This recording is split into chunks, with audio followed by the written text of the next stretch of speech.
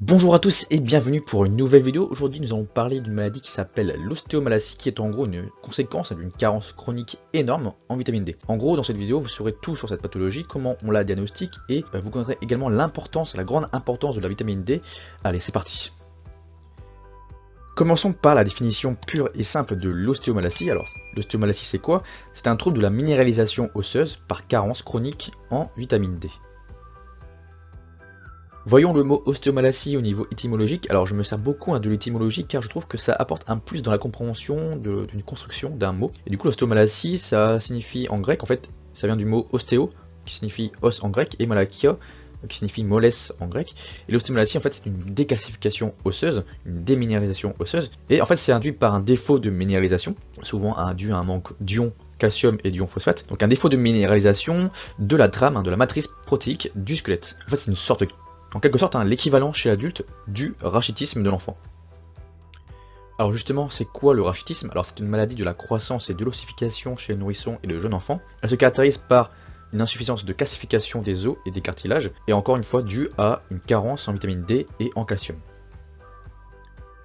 En résumé, pour faire simple, il y a un énorme parallèle entre le rachitisme et l'ostéomalacie, c'est quasiment la même maladie, sauf que le rachitisme, lui, touche les enfants, alors que l'ostéomalacie touche les adultes. Alors justement, d'où vient cette vitamine D? Alors elle vient essentiellement du soleil, et il existe également quelques sources alimentaires de vitamine D, mais elles sont un peu nombreuses, mais on peut la retrouver en fait en grande quantité dans tout ce qui est poisson, les poissons gras comme le saumon, le hareng ou le thon. On peut retrouver également dans les œufs, le lait, les boissons au soja, ainsi que tout ce qui est un peu de la viande, les foies de bœuf, et on peut également retrouver dans certains végétaux.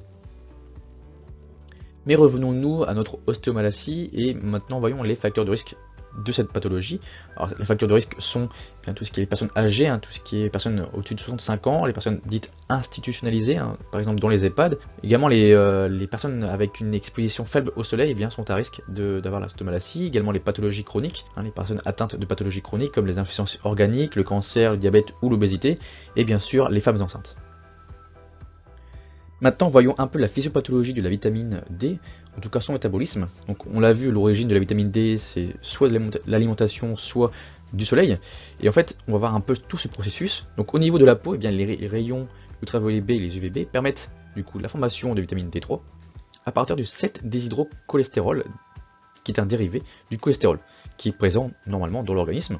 Et en fait, grâce aux UVB, aux ultraviolets B, en fait, les UVB vont casser en fait un des cycles du 7-déshydrocholestérol. Ça va casser la molécule et cette molécule va spontanément se créer, se transformer en cholécalciférol, qui est inactif, qui n'est pas vraiment de la vitamine D. Ensuite, ça c'est métabolisé par le foie grâce à une enzyme qui est la 25-alpha-hydroxylase. Et du coup, on a quelque chose de créé qui est la vitamine D sous forme 25-hydroxy-vitamine D, qui est la forme la plus communément dosable dans le sang. Une fois ça, cette molécule va être transformée encore une fois par une enzyme, ici par le rein, par la 1-alpha-hydroxylase, et du coup, dans le rein, on aura une nouvelle vitamine qui est la 1,25-dihydrovitamine D, qui est la forme active de la vitamine D, qui est la vraie vitamine D, qui donne tous ses effets.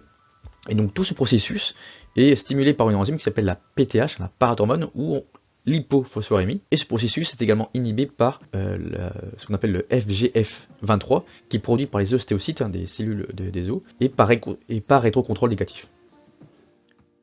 Donc voici ici un petit schéma pour bien comprendre, très simplifié, pour bien comprendre ce que j'ai dit tout à l'heure, juste avant. Donc en fait la vitamine D provient soit des aliments, soit du soleil. Les UVB du soleil vont casser la vitamine pré-D3, ce qu'on a dit tout à l'heure. Donc ça va créer du coup la vitamine D3 qui est le cholécalciférol. Cette vitamine D3 va être une première fois hydroxylée par le foie. Et du coup on a ce qu'on appelle la 25-OHD qui est la forme dosée dans le sang. Puis ça va passer par le rein qui va encore une fois rajouter un OH. Il va avoir une hydroxylation. Donc il y en a deux du coup. Et du coup c'est ce qu'on va avoir du coup la 1,25-OHD qui est la forme active de la vitamine D et qui va en fait permettre de toutes ces actions à la vitamine D, donc par exemple absorber du calcium ou minéraliser les os. Alors justement parlons un peu des actions de la vitamine D. Alors l'une de ses principales actions sont en fait de fixer le calcium sur la matrice protéique. Elle va stimuler le remodelage osseux, en gros la reconstruction osseuse, et elle va également augmenter l'absorption intestinale de calcium. Mais la vitamine D n'a pas que ces actions qu'on vient de citer, elle a également d'autres actions, comme des actions dites anti-inflammatoires, elle va également renforcer le système immunitaire et elle va également réduire certains risques de cancer. Alors, les valeurs normales de référence de la vitamine D en fait, sont comprises entre 30 UI et 70 UI. C'est dans les valeurs optimales en fait. Et UI en fait ça signifie en fait unité internationale. Et ici l'unité qui est prise c'est le nanogramme par millilitre. Passons maintenant à la clinique de l'ostéomalacie en parlant des principaux signes cliniques qu'on peut retrouver dans cette pathologie.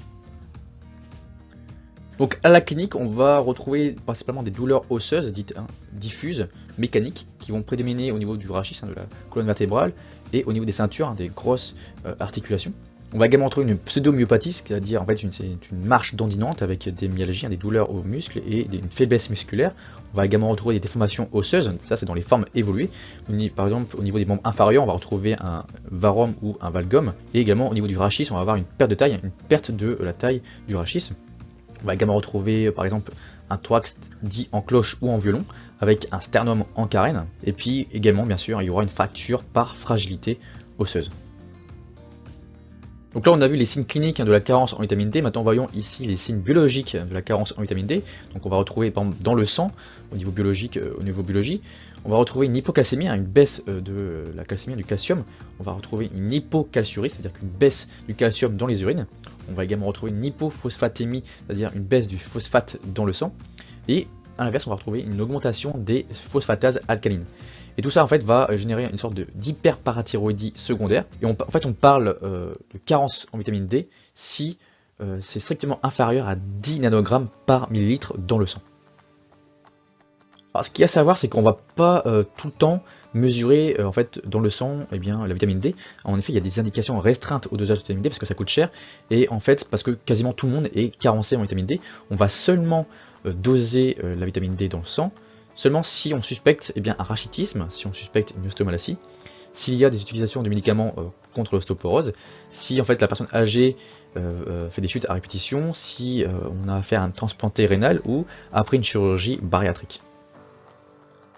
Alors il existe également d'autres indications d'analyse de la vitamine D, vous savez il y a différentes vitamines D, et par exemple si on dose la 25 OH vitamine D, elle va permettre d'apprécier en fait la réserve de vitamine D dans l'organisme. Pareil, si on dose par exemple la 1,25 OH vitamine D, elle n'est que indiquée que dans des situations particulières, parce qu'on ne va pas la doser tout le temps, c'est vraiment très cher. Par exemple, on va l'utiliser, on va l'analyser par tout ce qui est bilan étiologique d'une hypercalcémie à PTH basse, si on a également un rachitisme vitamino-résistant. Donc bien, on a vu les signes cliniques, maintenant voyons les signes radiologiques de l'ostéomalacie. Au niveau des signes radiologiques, on va retrouver dans l'ostéomalacie ce qu'on appelle une hypertransparence osseuse, avec au niveau des os une sorte d'aspect flou, un aspect sale, délavé, et des corticales estompées. Alors pour illustrer tout ça, voici un exemple d'une vertèbre ostéoporotique en radio. On voit ici une hypertransparence osseuse avec un aspect strié et de rares travées verticales. Donc on voit qu'en fait que l'os est beaucoup plus faible, il y a beaucoup moins de matière dans l'os. Au niveau des signes radiologiques, on va également retrouver sur la radio ce qu'on appelle des fissures, ce qu'on appelle des stries de Losser-Mickman. C'est vraiment pathognomique, c'est-à-dire que si on voit ça sur une radio, c'est que c'est forcément de l'ostéomalacie. Donc souvent c'est une bande radiotransparente perpendiculaire à la corticale, perpendiculaire. Et on retrouve ça au niveau du bassin, du col fémoral, des omoplates, des clavicules ou des côtes. Donc là j'ai fait un petit zoom sur la radio, où en fait on voit des stries de Losser-Mickman au niveau du col fémoral. Et on continue dans la lignée des signes radiologiques de l'ostéomalacie. Donc on va retrouver par exemple des déformations, ce qu'on appelle des bassins en cœur de carte à jouer, ou encore des déformations, des tassements biconcaves de vertèbres. Alors voici ici d'ailleurs un exemple d'une radio avec un bassin en forme de cœur de carte à jouer. Alors voici un petit mémo pour vous pour retenir en fait l'ensemble des signes radiologiques, les 3 signes radiologiques importants dans l'ostéomalacie. Donc on a le Losser-Mickman, l'hypertransparence osseuse et le bassin en cœur de carte à jouer. Donc pour mémoriser tout ça, pour Losser-Mickman, pensez à loser, un loser. Hypertransparence osseuse, pensez à transpirer, hypertranspirer. Et bassin de cœur de carte à jouer, pensez à un as de cœur, une carte de cœur. Et en fait l'image mentale c'est un loser hypertranspire car il va jouer avec son as de cœur au poker. Voilà. L'ensemble des trois fait que vous avez mémorisé l'ensemble des signes radiologiques importants pour l'ostomalacie. Bien, on a vu les signes radiologiques, là on va voir les signes paracliniques.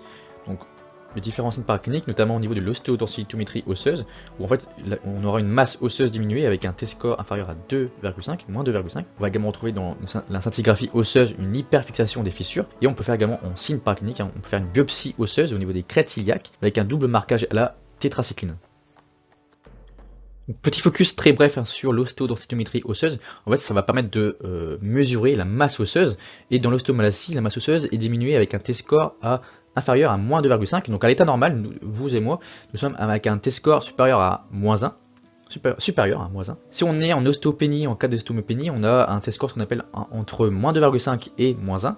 Et si on est atteint d'ostéoporose ou ostéoporose sévère, on a un T-score inférieur à moins 2,5. Dans les examens paracliniques, on va pouvoir céder de la scintigraphie osseuse. Et en fait, dans la scintigraphie osseuse, on va retrouver des hyperfixations des fissures. C'est-à-dire qu'au niveau des fissures, il y aura une hyperfixation. C'est ce qu'on voit ici en noir, très foncé. Et le dernier examen paraclinique, c'est la biopsie osseuse au niveau des crêtes iliaques. Je vous ai mis un schéma pour savoir, pour illustrer, avec un double marquage à la tétracycline. Donc c'est vraiment la biopsie osseuse iliaque qui va nous donner le diagnostic formel de l'ostomalacie, et ça grâce à une analyse histologique après double marquage à la tétracycline. Donc on va vraiment retrouver en fait ce qu'on appelle l'os ostéoïde, comparé à un os normal. Eh bien on va retrouver beaucoup un volume relativement augmenté d'os ostéoïde, c'est ce qu'on voit ici dans le schéma. Donc c'est vraiment ça qui permet de faire la différence entre un os normal et un os dit ostéomalacique. Alors quelles sont les causes de l'ostéomalacie? Pour bien comprendre les causes, il faut se souvenir du schéma du début. En fait, sur ce schéma, à chaque étape, si à chaque étape ça ne marche pas, on aura potentiellement une carence en vitamine D, et ce schéma est vraiment très important. Donc les causes, les étiologies de la carence en vitamine D sont nombreuses. Par exemple, on a une carence qu'on appelle d'apport, si on n'a pas dans l'alimentation de vitamine D ou si on n'est pas exposé au soleil suffisamment. On va également retrouver au niveau des étiologies une sorte de défaut. Si on n'arrive pas à absorber au niveau digestif la vitamine D, par exemple si on est atteint d'une maladie cœliaque, insuffisance pancréatique, résection chirurgicale, etc., on n'arrive pas à absorber au niveau digestif la vitamine D. Pareil, dans la même lignée, si on a un défaut, si on a une pathologie du foie, il y aura un défaut de métabolisme hépatique et du coup il y aura une faille dans le métabolisme de la vitamine D. Pareil, si on est atteint de maladie rénale, il y aura un défaut de métabolisme rénal. Et par exemple, s'il y a également des causes iatrogènes, c'est-à-dire liées à des médicaments, car il y a des médicaments qui peuvent inhiber ou activer le métabolisme de la vitamine D.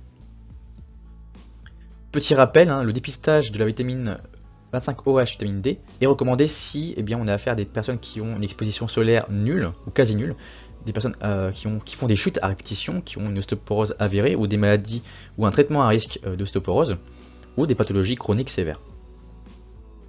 Passons maintenant au traitement de l'ostéomalacie. Donc justement, le traitement va être de donner de la vitamine D. La vitamine D a différentes sources. On a soit la vitamine D2 qui a une origine alimentaire, donc on va inciter à manger plus de vitamine D au niveau de l'alimentation, ou on va donner directement de la chimie, de la vitamine D.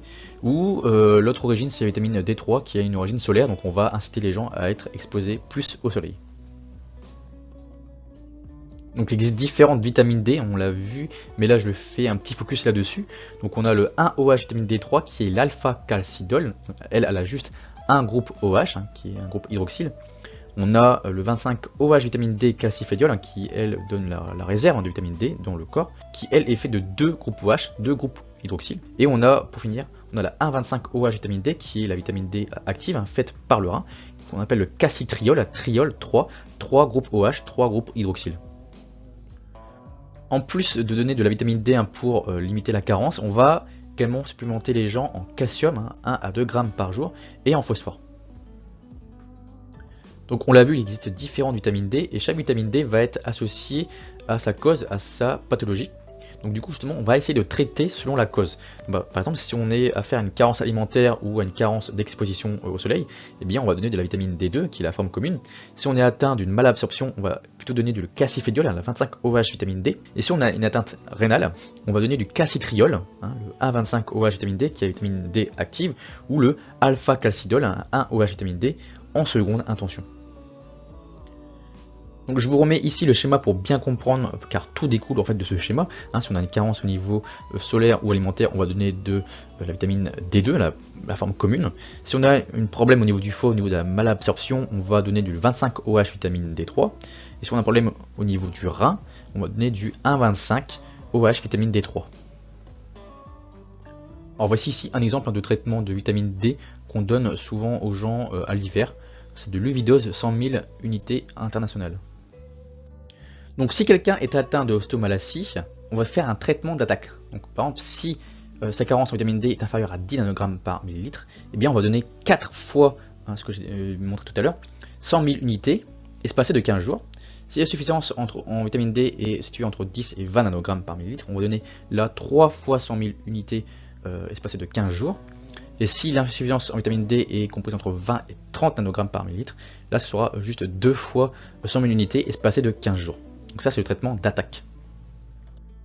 Puis une fois que le traitement d'attaque est réalisé, on va faire un traitement d'entretien, c'est-à-dire qu'on va donner tous les jours environ 800 à 1200 unités par jour de vitamine D.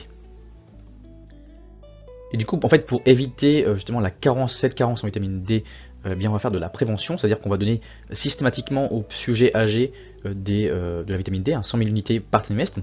On va également donner de la vitamine D chez les femmes enceintes à partir du 6e mois, ou tout simplement, même sans dosage préalable, eh bien, on peut donner de la vitamine D car la prévalence est très élevée dans la population. Et en fait, le risque de surdosage est quasiment nul de vitamine D.